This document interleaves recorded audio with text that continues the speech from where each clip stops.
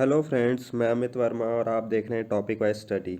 और आज का हमारा टॉपिक है स्ट्रक्चर ऑफ एटम, जिसमें हम लोग पढ़ेंगे atoms, discovery of atoms, Dalton model, discovery of electron, proton and neutron, Thomson model of atom, Rutherford experiment and Bohr's model of atom.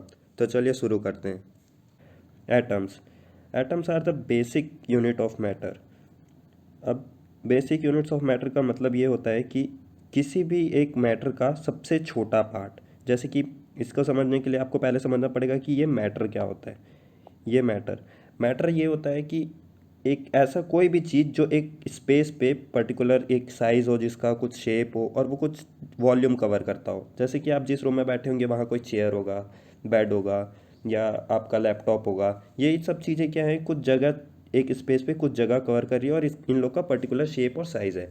वैसे ही कोई कोई भी चीज़, जैसे कि एक चेयर ले लीजिए, उसको आप इन्फिनाइट टाइम तोड़ेंगे, तोड़ते तोड़ते तोड़ते इतना तोड़ देंगे कि एक ऐसा पार्टिकल मिलेगा जिसको आप और तोड़ नहीं पाएंगे। तो वो जो आपको जो पार्टिकल मिलेगा, वो पार्टिकल को बोलते हैं हम एटम। इसलिए हम बोलते हैं atoms are the basic units of matter. ठीक है। उसके बाद सेकंड पॉइंट देखिए, it consist of electron, proton and neutron. इसका मतलब ये है कि इसके अंदर एटम जो हमारा सबसे जो छोटा पार्टिकल होता है, उसके अंदर भी कुछ पार्टिकल्स होते हैं जिसको हम बोलते हैं सब एटॉमिक पार्टिकल्स, जो कि है इलेक्ट्रॉन, प्रोटॉन एंड न्यूट्रॉन। ठीक है। अब ये सब पार्टिकल्स तीन प्रकार के हैं। अब ये देखिए कि हम इनमें डिफरेंस कैसे कैसे करते हैं। तो सबसे पहले देखते हैं हम इलेक्ट्रॉन जो होते हैं वो होते हैं नेगेटिव चार्ज, प्रोटॉन जो होते हैं वो पॉजिटिव चार्ज, और जो न्यूट्रॉन होते हैं उसको वो होते हैं न्यूट्रल। ठीक है। अब ये तो हो गया उनके चार्ज बेसिस पे। अब देख लेते हैं उनका चार्ज होता कितना है।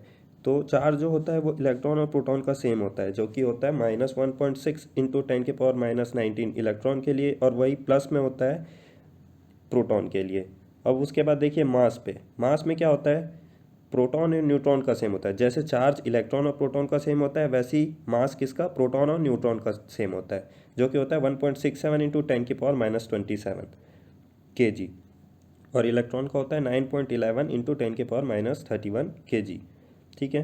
अब यहाँ तक तो हो गया, ये सब तो बातें हो गई अभी एटम की। अब हम देखेंगे, अब एटम आया तो उसको कोई ना कोई खोजा ही होगा। तो उसको खोजने का काम किसने किया है, जॉन डल्टन ने। कब, 1803 में। एटम्स के डिस्कवरी के साथ इन्होंने कुछ कुछ और बातें भी बताई। जैसे कि पहला बोला, everything is compose of atom which are individual building block of matter and can not be destroyed. जो भी चीज़ इस दुनिया में है वो सब एटम से बने हुए हैं, और जो एटम है वो और फर्दर डिवाइड नहीं हो सकता या डिस्ट्रॉय नहीं किया जा सकता। सेकंड पॉइंट बोला, all atoms of an elements are identical. इसका मतलब ये है, हर एक कोई भी एक एलिमेंट है तो उसका जितने भी एटम उसके अंदर प्रेजेंट होंगे सब एक ही तरह के होंगे। जैसे कि एक चेयर है वुड का, तो उसके अंदर जितने भी एटम्स होंगे वो सब एक ही तरीके के होंगे। थर्ड पॉइंट देखते हैं। थर्ड पॉइंट में बोलता है, the atoms of different elements very in size and mass. ये वही बात हो गया, जैसे एक वुड है एक आयरन है, तो दोनों का जो एटम होगा वो डिफरेंट साइज का होगा, डिफरेंट मास का होगा। उसके बाद चौथा देखते हैं, compound are produce through different whole number combinations of atoms. Compound जो भी फॉर्म होता है वो डिफरेंट टाइप्स ऑफ एटम्स, दो पार्टिकल के मतलब दो सब्सटेंस के मिलेंगे तो बनेंगे। अब क्या होता है कंपाउंड, क्या होता है, कई लोगों को कंपाउंड मॉलिक्यूल और एटम में भी थोड़ा प्रॉब्लम होता है। तो जो कि एटम होता है, जब एटम दो एटम मिलते हैं, मतलब एक से ज़्यादा एटम मिलते हैं तो वो बनते हैं मॉलिक्यूल्स, और एक से ज़्यादा मॉलिक्यूल्स मिलके बनाते हैं कंपाउंड। तो एट द लास्ट क्या हुआ, जो कंपाउंड हमारा बनता है वो किससे बनता है, whole number combination of atoms, जो एटम्स के कंबाइन होने से बनता है। ठीक है। आगे देखते हैं। अब क्या देखते हैं हम लोग, discovery of electron, proton and neutron किसने किसने किया। सबसे पहले इलेक्ट्रॉन को खोज किसने किया, जे थॉमसन जी ने। उसके बाद प्रोटॉन को खोजा अर्नेस्ट रदरफोर्ड ने। न्यूट्रॉन को खोजा बाय चैडविक। और पॉजिटिव चार्ज पार्टिकल को खोजा गोल्डस्टीन को। मैंने पॉजिटिव चार्ज पार्टिकल को गोल्ड स्पिन को अलग से इसलिए लिखा है क्योंकि बच्चे हमेशा ये दोनों में कंफ्यूज हो जाते हैं कि प्रोटॉन को किसने खोजा है और पॉजिटिव चार्ज पार्टिकल को किसने होता है। ये जो गोल्ड स्पिन थे इन्होंने खोजा था पॉजिटिव चार्ज पार्टिकल को, इन्होंने ये नहीं बताया था कि यही पॉजिटिव चार्ज पार्टिकल को हम लोग प्रोटॉन बोलते हैं। ये चीज़ किसने बताया था? अर्नेस्ट रदरफोर्ड ने। ठीक है, और देखिए आप इस डायग्राम में देख सकते हैं, ये बीच में जो प्रेजेंट है ये प्रोटॉन पॉजिटिव चार्ज, उसके साथ न्यूट्रॉन जुड़े हुए हैं, और उसके आजू बाजू में ये हैं इलेक्ट्रॉन्स जो कि एक पर्टिकुलर ऑर्बिट में घूम रहे हैं। इसके बारे में थोड़ा हम लोग आगे में पढ़ेंगे। अब देखते हैं हम लोग Thompson model of atom. Thompson model of atom, इसमें क्या हुआ, इसको किसने दिया? जेम्स थॉमसन ने, जो कि जिन्होंने किसकी खोज की थी? इलेक्ट्रॉन की। ठीक है, अब ये बोलते हैं कि atom is an uniform sphere of positive charge as well as the negative charge. एक एटम जो होता है वो पर्टिकुलर एक स्फेयर शेप में होता है और उसके अंदर पॉजिटिव चार्ज होते हैं और नेगेटिव चार्ज होते हैं, ये इन्होंने बोला। सेकंड इन्होंने बोला कि atoms are whole is electrically neutral because of negative and positive charge are equal in magnitude. अब ये जो बोले, जो ये स्फीयर बनाए हैं इसके अंदर जो भी पॉजिटिव चार्ज प्रेजेंट है और नेगेटिव चार्ज जो प्रेजेंट है वो सेम अमाउंट में, तो क्या दोनों एक दूसरे को कैंसिल कर देती है और जो एटम होता है वो न्यूट्रल होता है।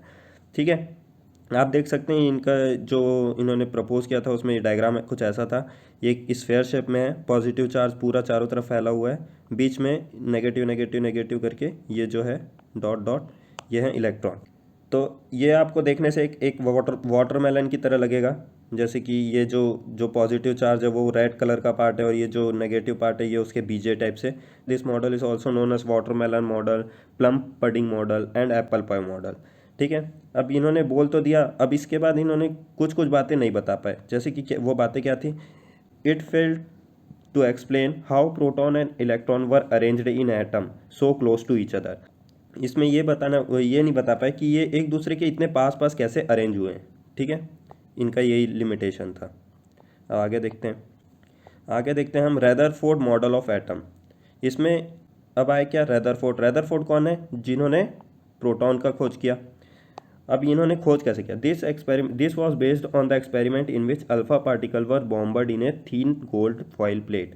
अब देखिए, इसको समझिए, ये जो फॉइल प्लेट है, यहाँ पे फॉइल प्लेट रख दिया और यहाँ पे एक ठोक डिटेक्टर स्क्रीन रख दिया, जिसमें फ्लोरोसेंट लगा दिया था ये सामने तरफ। अब क्या हुआ? सोर्स से यहाँ से अल्फा पार्टिकल यहाँ से इन्होंने छोड़ा।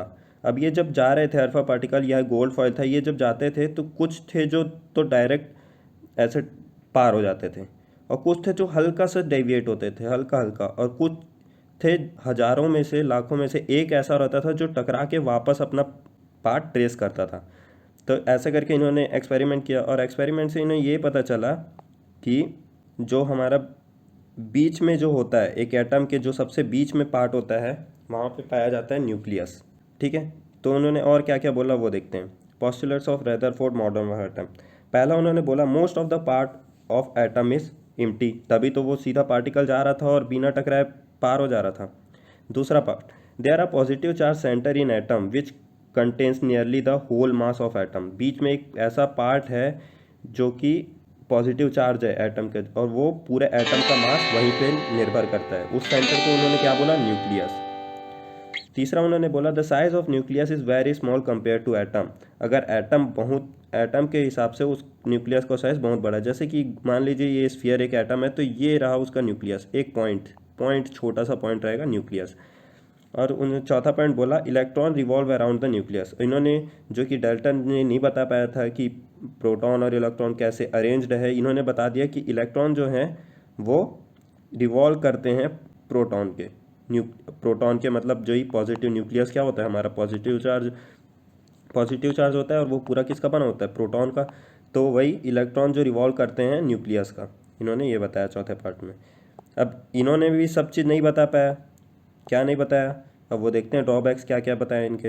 ये बोलते हैं कि according to Rutherford model electron revolves around the positive charge nucleus which is not expected to be stable, but a charged particle is in accelerated motion along a circular path would continuously undergo loss of energy and finally would fall into nucleus.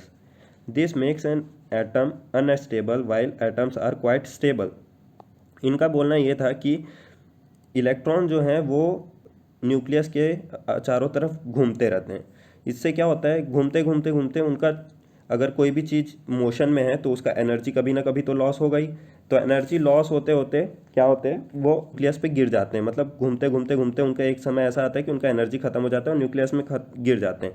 और इससे क्या होता है, atom unstable हो जाता है। पर हम तो जानते हैं कि एटम एक स्टेबल पार्टिकल है। तो यहाँ पे उनका क्या होता है, जो भी इन्होंने बताया रहता है वो वहाँ पे गलत हो जाता है। इन्होंने क्या बोला रहता है कि एक समय ऐसा आता है कि वो घूमते रहता है, उसका एनर्जी खत्म होता है और इलेक्ट्रॉन लॉस हो जाता है। ये यहाँ पे इनका ये गलत हो गया। और एक इनको ने बोला है कि Rutherford could not solve the problem of atomic mass of an atom as it proposed only the existence of proton in the nucleus. इन्होंने क्या, एटॉमिक मास के बारे में कोई बात नहीं की, बस इन्होंने बोला कि बीच में एक न्यूक्लियस होता है, वहाँ पे उनका मतलब एटम का पूरा मास वहाँ पे डिपेंड करता है बस। पर ये नहीं बता पाए कि कितना एटॉमिक मास होता है एक पर्टिकुलर किसी भी एलिमेंट के एटम का। ठीक है, तो अब इसके बाद हम करते हैं Bohr's model of atom by Niels Bohr in 1913। और इन्होंने बोला कि an atom consist of heavy positive charge nucleus, the whole mass of the atom is concentrated in the nucleus. कोई भी एक एटम होता है वो उसके बीच में एक होता है न्यूक्लियस जो कि पॉजिटिव चार्ज होता है, और वो एटम का पूरा जो भी मास होता है वो डिपेंड कहाँ होता है, न्यूक्लियस पे। फिर सेकंड इन्होंने बोला the electron is an atom revolve around the nucleus in definite circular path called orbit और एनर्जी लेवल। दिस ऑर्बिट्स और shells are represented by letter KLMN are the number 1 2 3 4। ठीक है, इसमें इन्होंने बोला कि जो भी एक न्यूक्लियस होता है उसके आजू बाजू सर्कुलर पाथ होते हैं, उन्हीं पाथ्स में घूमता है इलेक्ट्रॉन, और उस सर्कुलर पाथ्स को क्या बोलते हैं, ऑर्बिट्स और एनर्जी सेल्स। जैसे कि आप डायग्राम में देख सकते हैं, ये बीच में हमारा न्यूक्लियस है और ये जो गोल गोल जो दिखे दिए हुए हैं वो हैं ऑर्बिट्स, और उनका नाम कैसे दिया हुआ है, KLM या 1 2 3 4। ठीक है, थर्ड पॉइंट उन्होंने बोला each energy level is associated with definite amount of energy. मतलब इसका बोलने का मतलब क्या है कि ये जो 1 जो लिखा हुआ है, 2 जो लिखा हुआ है, 3 जो 4 जो 1 जो एक ऑर्बिट है उसका एक अलग एनर्जी लेवल होगा, 2 का एक अलग एनर्जी लेवल होगा, 3 का अलग होगा, 4 का अलग होगा। ये बोला उन्होंने थर्ड पॉइंट में। अब फोर्थ पॉइंट में बोलते हैं the change in the energy take place when electron jumps from one energy level to another energy level. अब क्या बोल रहा है, एक इलेक्ट्रॉन है जो इसमें घूम रहा है K में, कहीं से उसको एनर्जी मिली तो वो क्या जंप करके सेकंड में चले गया। तो जैसे ही वो जंप करके सेकंड में गया तो इस पूरे एटम की जो एनर्जी है वो चेंज हो जाती है। ठीक है, ये बोला इन्होंने फोर्थ पॉइंट पे। अब इसको देखते हैं, how are electron distributed in different orbits are shell. अब देखो, अब ये क्या इसमें बोला गया कि न्यूक्लियस के आजू बाजू इलेक्ट्रॉन घूमते हैं। अब कितने इलेक्ट्रॉन कितने कौन से ऑर्बिट में घूमते हैं ये कैसे पता चलेगा, तो इसको निकालने के लिए भी इन्होंने एक पूरा एक वो दिया था, कैसे करेंगे तो वो निकलेगा। तो इसमें हम लोग पहले क्या करते हैं, the maximum number of electron present in a shell is given by the formula 2n²। तो इसके लिए इन्होंने एक फार्मूला दिया जो फार्मूला क्या है, 2n²।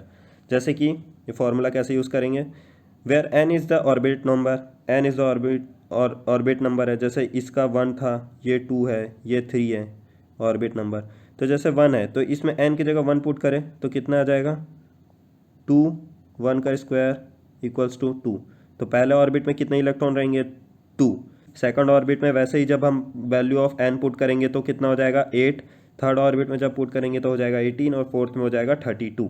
ठीक है, फिर उन्होंने सेकंड पॉइंट में ये बोला कि the maximum number of electron that can be accommodated outer most orbit is 8। इसमें ये बोला इन्होंने जैसे कि ये जो आखिरी ऑर्बिट है या कोई भी एक एटम का जो भी एक आखिरी ऑर्बिट होगा उस ऑर्बिट में minimum to maximum number of electron 8 होना चाहिए। ये बोला इन्होंने अपने सेकंड पॉइंट में। थर्ड पॉइंट में इन्होंने बोला electron are not accommodated in a given shell unless the inner shell is filled, that is the shells are filled in the stepwise manner. इनका बोलने का मतलब ये था कि जो भी ये जो सेल है ये जब तक भरेगा नहीं तब तक ये वाला सेल नहीं भर सकता। जैसे जब तक इस फर्स्ट वाले ऑर्बिट में 2 इलेक्ट्रॉन नहीं आएंगे, सेकंड वाले ऑर्बिट में इलेक्ट्रॉन नहीं जा सकते। वैसे ही जब तक सेकंड वाले ऑर्बिट में 8 इलेक्ट्रॉन नहीं भराएंगे तब तक थर्ड वाले ऑर्बिट में ये नहीं जा सकते। ठीक है, ये बोलने का मतलब है इनका थर्ड पॉइंट में। तो आज के लिए बस इतना ही। अगर ये वीडियो आपको पसंद आया हो तो please like share and subscribe and have a good day.